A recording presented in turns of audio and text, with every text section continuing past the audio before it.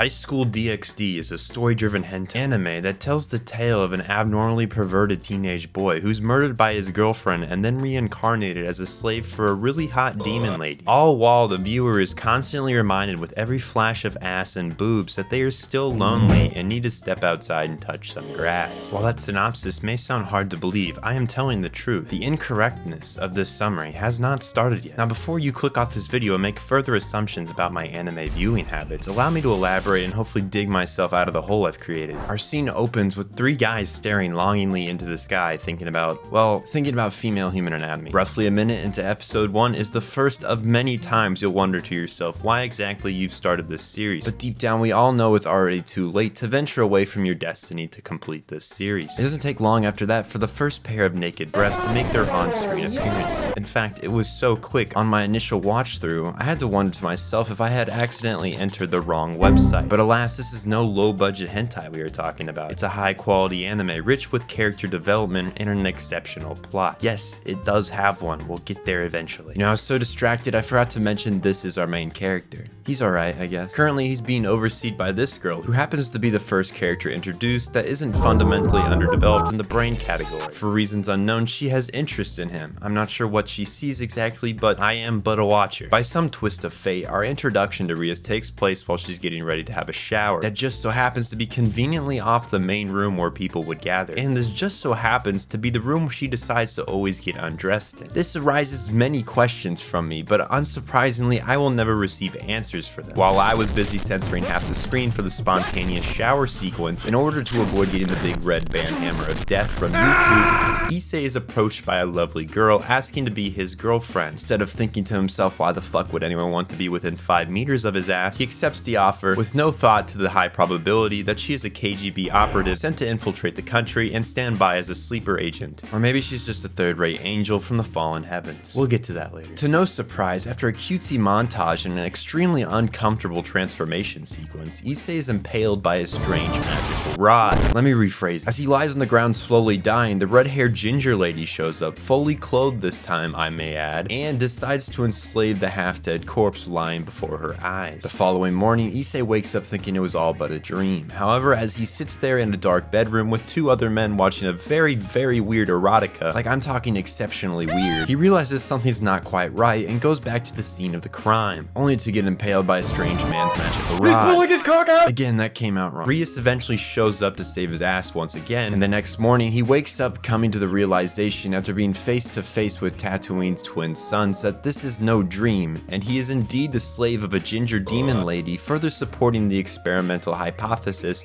that gingers don't actually have souls. Cue title. Upon return to school, Rias introduces us to the entire supporting cast. Four Eyes, leader of the other prominent demon house C-Tree, possible cross-dresser Kiba, sorry that's a different character, Kiba, our Prince Charming and oddly attractive male, yes I am straight, small cat girl Hanako Neko, and lastly the sadistic big bossum Takeno, who is the only other character besides Issei that belongs in horny jail. Seriously, the forwardness is scary. Now that the gang's all here, Rias gives us the lowdown on the turf war that has occurred in the underworld. Basically, God banished a chorus of angels who had the audacity to possess emotions. How terrible of them. They were thrown into the underworld and fight with the demons in a pointless power struggle. To add to what is already a complicated plot for a show that's sole goal was to achieve the world record of most bare breasts in an episode, there's also a third party of normal angels that are usually too busy sucking the wiener of Kami-sama to do anything important. There you have it, a three-way turf war. And to clear some more things up, remember that shitty girlfriend from earlier? She belonged to the fallen angels. She ratioed Issei to the power he holds within him, but more likely than that, it's because he's a little deviant who peeks on women. To shame, Issei. After the plot developing talk, Rias reminds Issei that, sorry, I got a little distracted. It seems no woman in the show wears a bra. That is a lot of nipple.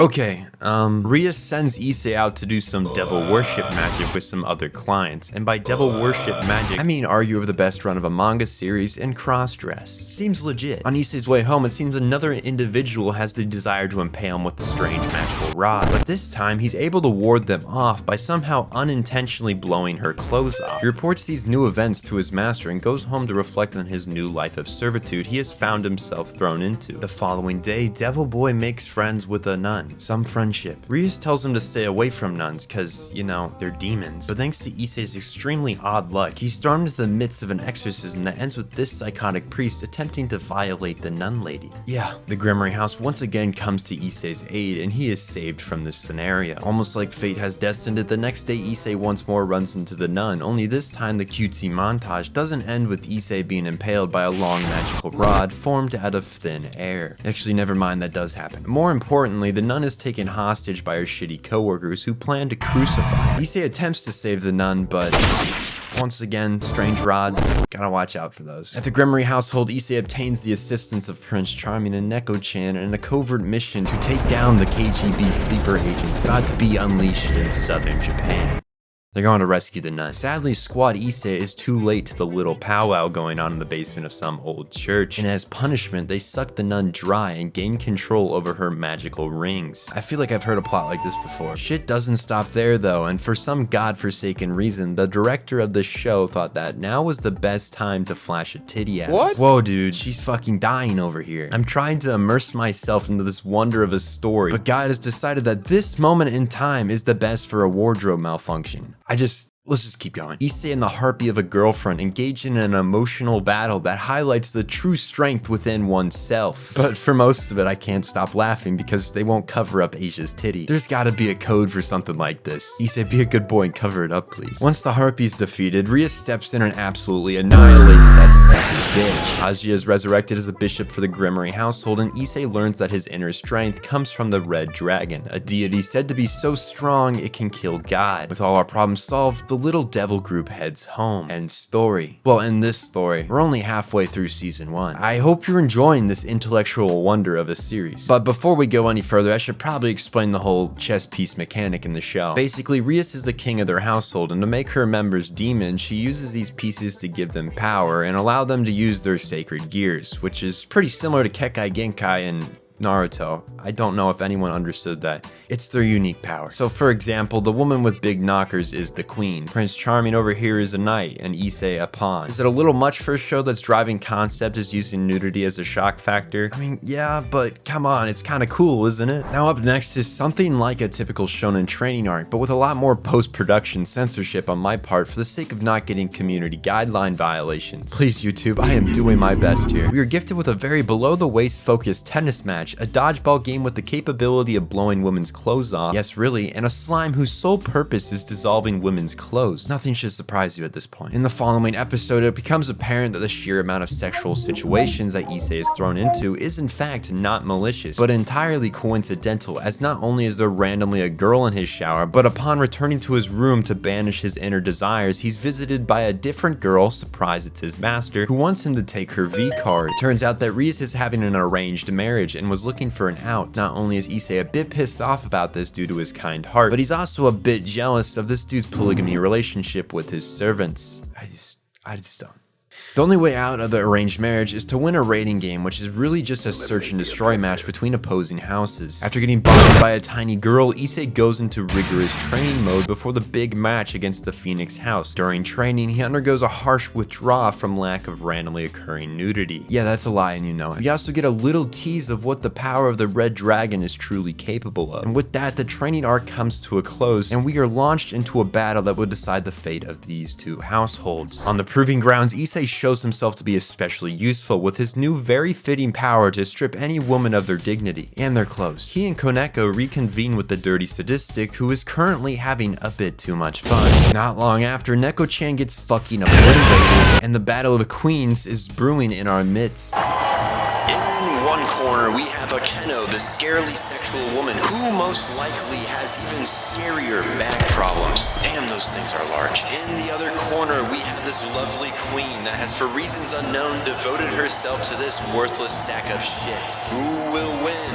Obviously, our queen will be taking the cake. Oh, what's this? Seems the overseers forgot to install the anti-cheat, and the Phoenix household has the most bullshit power-up of teardrop bottles that instantly heal you. What bullshit? Issei wipes up some extra trash laying around, as does Kiba, before what I can only describe as, for the sake of the plot, gets one-shotted by well, this, I don't know what this is. Do you? Anyway, Issei takes center stage once more and has a 1v1 against MTV Rising Star. Up to this point, he's used most of his magic power, which I guess is a thing now. Honestly, didn't know there were limits, but yeah, let's go ahead and establish those now. With that new element of information stored in our hippocampus, that's the part of our brain that hosts memories, the fight is rather one-sided, with Riser having the power to just fucking heal every time, because, you know, he's a phoenix and all. As Issei's on death's door, Rias decides, sorry, the random titty pop was a bit distracting. Rias calls the fight to save Issei's life, and it's game over. Gremory loses. Or did they? As all hope seems to be lost, and we cry along our beloved main character, who has some very questionable morals and values, it turns out that Rias' older brother, who just so happens to be Sainton by the way, has taken a liking to Issei and gives him an invite to crash the wedding and steal back his sister in her V-card. Not sure what exactly he saw in him, but okay, here we go. Issei steps in with style, and we have a rematch on our hands. Alright, ladies and gentlemen, in today's match, our competitors will be the Pawn, bearer of the Red Dragon, biggest degenerate to walk on this big blue sphere we call Earth, Issei Shodo, versus the Rising Star of Jersey Shore, bearer of the Dark Sign, that's the wrong series, the master of the Phoenix House, Riser, I think that's his whole name, Q-Rumble Guy. Let's get ready to rumble!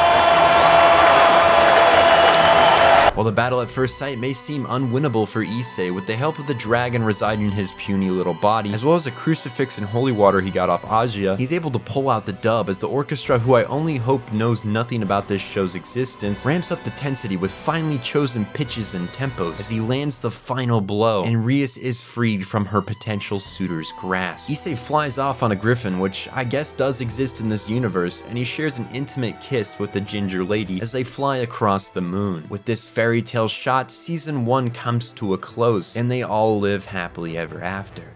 That is until season 2, of course. Stay tuned for part 2. Well, all I can say is I hope my mom never sees this. The best way I can describe this series to someone is a writer initially had a pretty cool plot on his hands, but it wasn't unique enough to make it big. So what better way to make something stand out than some good old booby shock factor? There are 2 animes that come to mind that use this technique, To Love Ru and DxD, both of which I have rather strange mixed feelings for. Regardless of whatever I may have found myself flashed with, I trekked through 3 times now, and I got a little too invested in the story. So with that said, I'll leave off this video with the same quote I left my last DxD video with. I came for the boobs, and I stayed for the story.